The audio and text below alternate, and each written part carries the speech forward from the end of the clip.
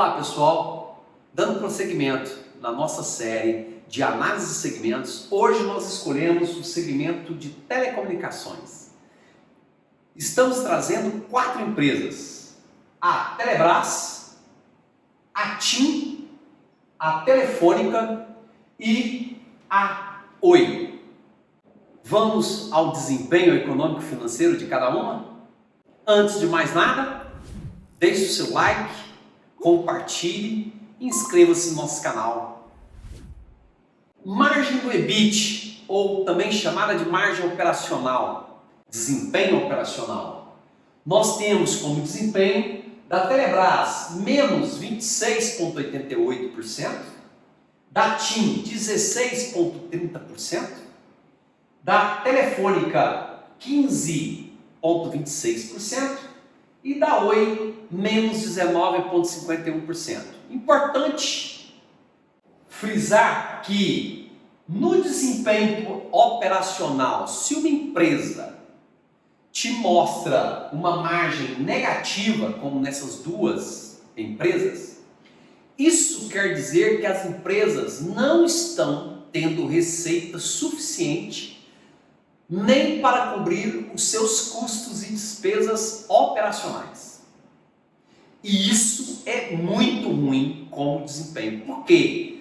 Porque o desempenho operacional, como já foi dito em outras aulas, é o desempenho da atividade fim, daquilo do objetivo que a empresa nasceu. Ela nasceu para vender o quê? Ela nasceu para comercializar o quê?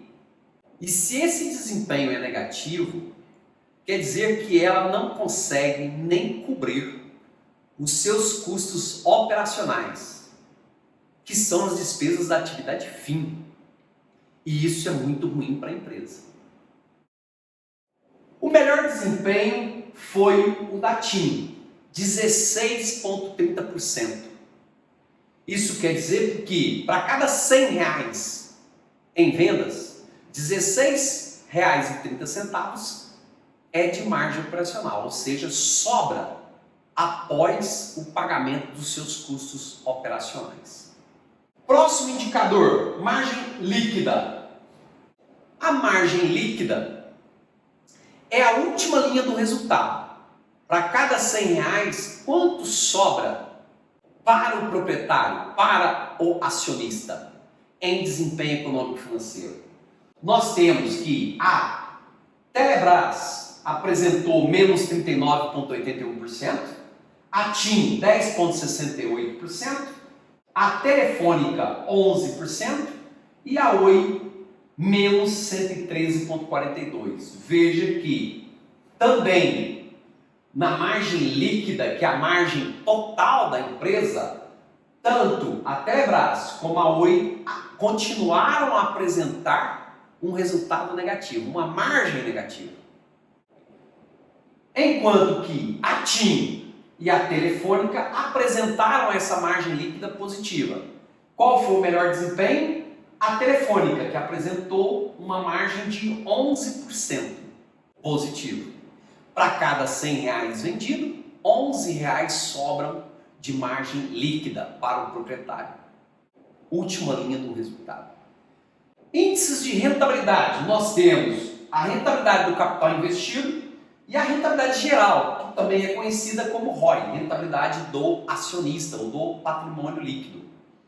Rentabilidade do capital investido, nós temos como o melhor desempenho a TIM, que apresenta uma rentabilidade para cada R$1 investido na empresa pelos detentores de capital, que são os credores e os acionistas, 7,97% de retorno. É a melhor entre as 4. Novamente, tanto a Telebrás como a Oi apresentam esse retorno do capital investido negativo, ou seja, elas estão destruindo desempenho econômico e financeiro dos detentores de capital. Rentabilidade do proprietário. Nós temos como melhor desempenho também a TIM, que apresentou um ROI de 7,95% no período. Entre as quatro, a TIM é a melhor empresa de desempenho geral. Esse índice, eu particularmente gosto bastante dele, porque ele dá uma noção de tudo, tanto a parte operacional como a parte financeira da empresa, de financiamento. Enquanto que a Telebrás e a Oi continuaram apresentando retornos para o proprietário negativo. Último desempenho econômico financeiro, dívida líquida sobre PL. Lembrando que a dívida líquida é a bruta menos caixa equivalentes à caixa.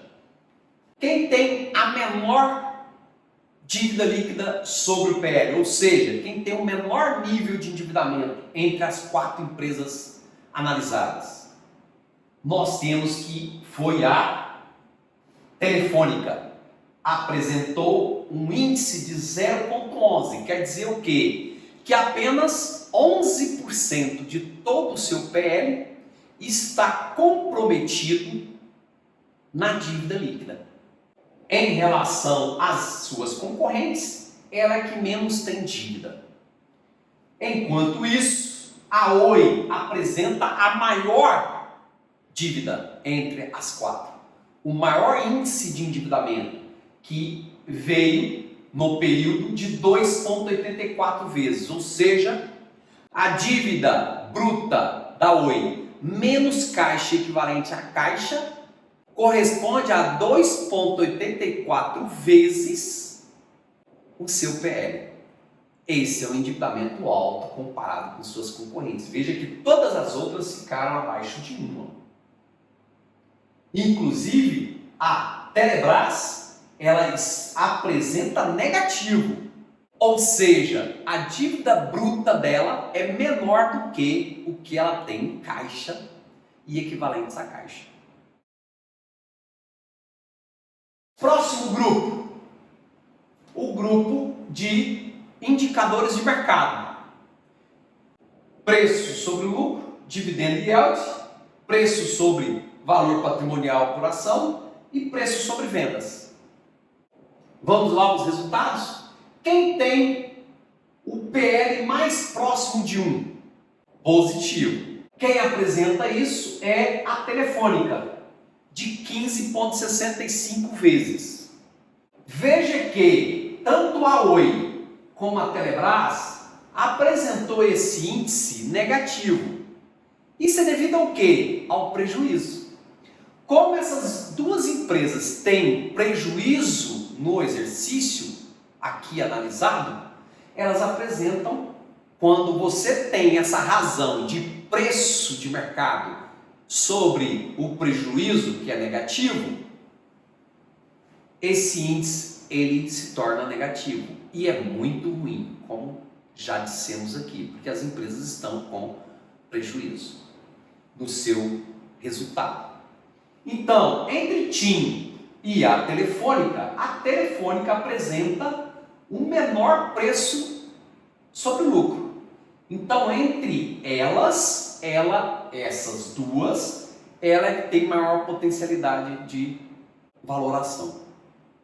Dividend Yield. Qual é a empresa que apresentou o maior pagamento de dividendo? Foi a Telefônica, que teve um dividendo yield na casa de 7,77% no período analisado. Em relação às suas concorrentes, é a que paga mais dividendo. Então, se você quer uma tele dentro da sua carteira de empresas de dividendo, com a estratégia de recebimento de dividendo, é uma boa empresa para se olhar. Preço sobre valor patrimonial, qual apresenta mais próximo de 1? O que quer dizer mais próximo de 1? Que o seu valor justo está mais próximo do valor que está sendo negociado no mercado. A empresa que apresenta esse índice mais próximo de 1 é a Telefônica, que é de 1,07.